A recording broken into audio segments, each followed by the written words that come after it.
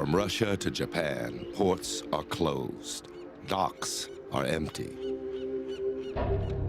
International trade is virtually over. Brand new cars will never be driven.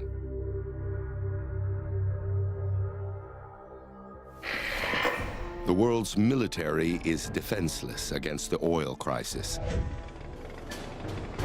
The U.S. Department of Defense used to spend nearly $180 billion a year on oil, making it the country's single largest consumer of fuel. Now, its tanks and planes sit empty. They're simply too expensive to run.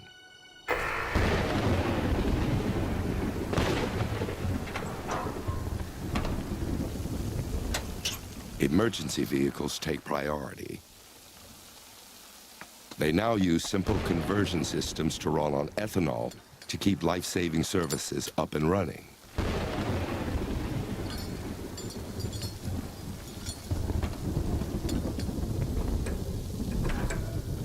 Let's go!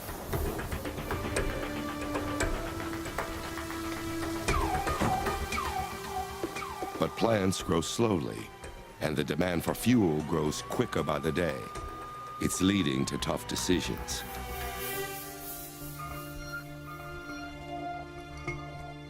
The U.S. has turned a record 40% of its corn crop into ethanol.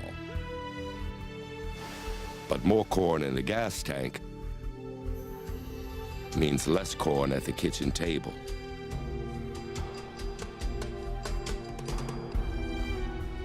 And the nation is hungry. And ethanol isn't making much of a dent. Not everyone's back on the road. Fewer cars are a blessing for some.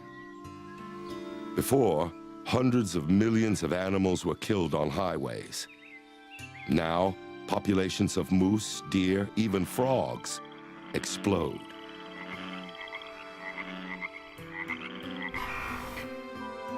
But farm animals aren't so lucky. Farms no longer get deliveries of feed. Farmyards are abandoned. Hundreds of millions of cows, pigs, and chickens die.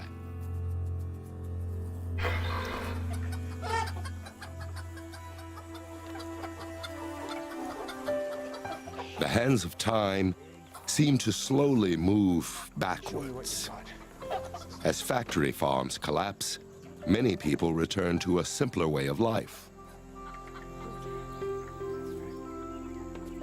They're left with no choice but to eat what they can grow.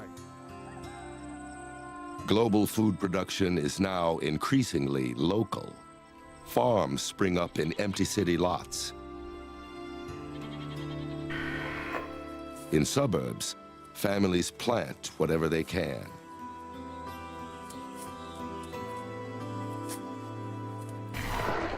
A Category 5 hurricane has devastated Miami. Thousands are feared dead. When Katrina smashed into New Orleans in 2005, the cleanup continued for years. But in Miami, there's no fuel to rebuild. Without oil, there's no bouncing back from disaster. The influenza outbreak continues to rip through America. Los Angeles, Miami, Houston, all are still struggling. Quarantine zones are being created. The Center for Disease Control say the death toll may be as high as 200,000. I think this is cool. It's Caitlin. Hang on. Hospitals are in high demand, but nearly impossible to reach. Come on, Ian. Some people have saved gasoline for an emergency trip like this. But there's a bump in the road. Hoarding gasoline doesn't work. The chemicals that once kept it fresh now degrade the gasoline. After a year, this fuel goes bad. What's going on? We gotta run.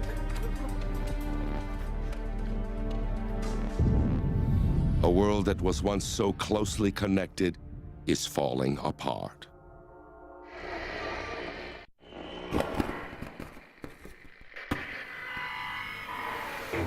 The price of lithium, needed for thousands of electric batteries, has soared again, as much as 300%. The abdication of the Saudi royal family is a shock. Immigration unrest in Spain and Portugal. New York has declared a state of emergency to deal with a chronic food. It's a migration that's never been.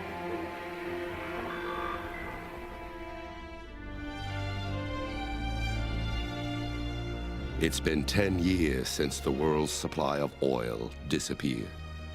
Even out in space, things are changing. The oil that once sent rockets into orbit is too precious to waste. Almost 200 satellites, the backbone of our international communication systems, are becoming space junk. But back on Earth, one person's trash is another person's treasure. In a world without oil, discarded electronics are now a valuable commodity. Hey, Dad, look what I found. Hey, look, cell phone.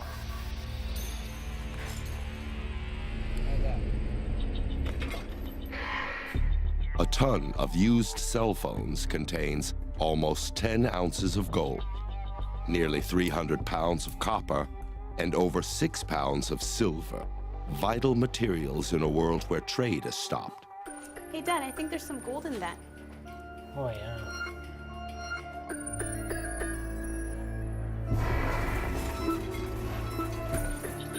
And it's not just electronics. Plastic takes hundreds of years to disappear. Bottles and containers once carelessly tossed out are being recovered and reused.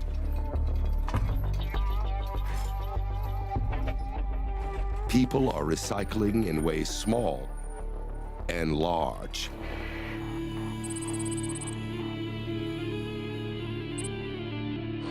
Container vessels are being harvested.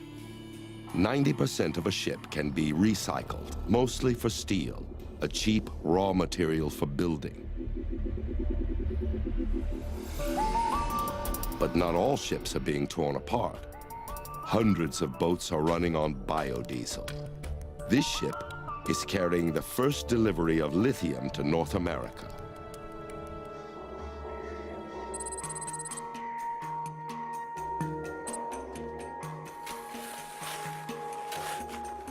The lithium comes from Bolivia, where it's mined from the country's salt flats by the ton. Lithium is the main ingredient in the most efficient electric batteries, and the world is hungry for electric alternatives. Bolivia's industry is booming. On a planet without oil, Bolivia is a superpower, the Saudi Arabia of the New World Order. But there still isn't enough biofuel to completely restore world trade.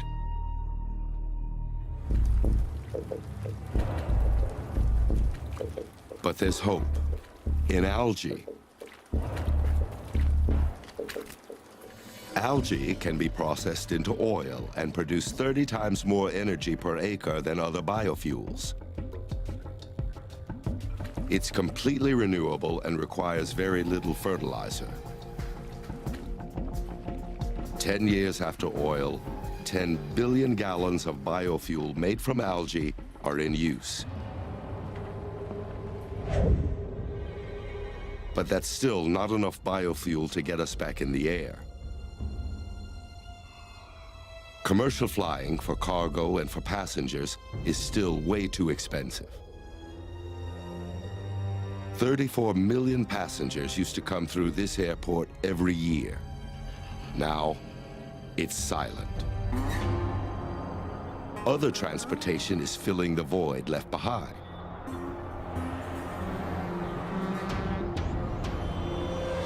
Nearly 2 million cargo trucks are back on the road. They bring hospitals, vital supplies, like gloves, syringes, and tubing, now made from natural gas. City hospitals are clean and safe and ready to serve again.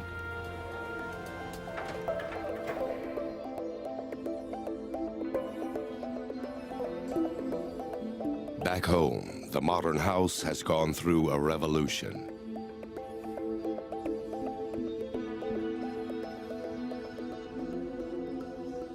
But the human toll has been great.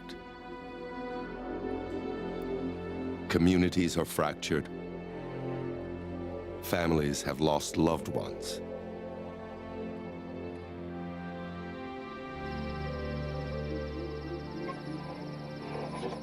Experts warn that the levels of natural gas are dropping, and there are also warnings that we're rapidly consuming the global coal reserves.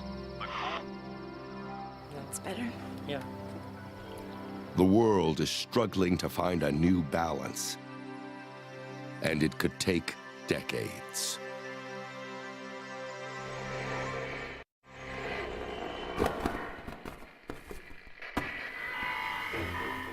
Hostilities continue as China expands its lithium exploration across the Tibetan border. Estimates are that as much as 400,000 tons... Annual census shows that LA continues to be the country's largest city, with some 20 million people in Los Angeles. It's the first flight of a jet entirely powered by biodiesel. The company says it's planning 6 transatlantic flights a year. It's been 40 years since the world's supply of oil disappeared. The skies are noticeably cleaner. No more oil-based jet fuel. No more car exhaust. No more factory pollution.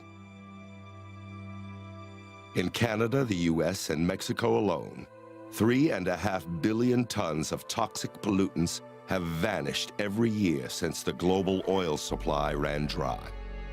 In North America, people are venturing back into northern cities. They're transforming the ruined roads and buildings. Abandoned apartments become greenhouses. People are farming in downtown New York.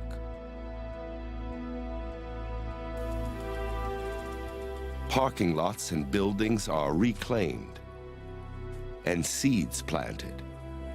New York City's Central Park is now a massive 800-acre farm that helps feed returning residents.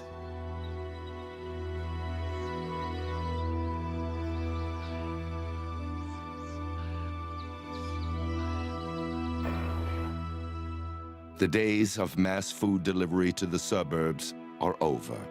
Stores are abandoned and forgotten. Gasoline is completely gone. The emergency oil reserves are empty.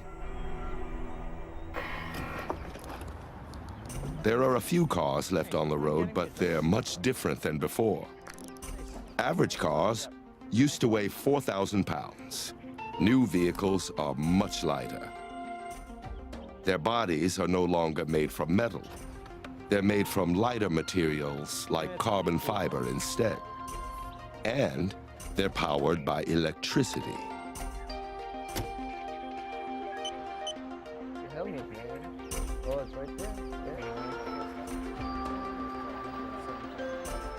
But these cars are pricey, and the lithium to power their batteries is still in short supply.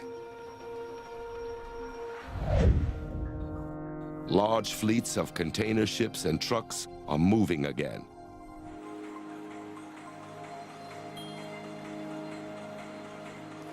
Thanks to algae biofuel.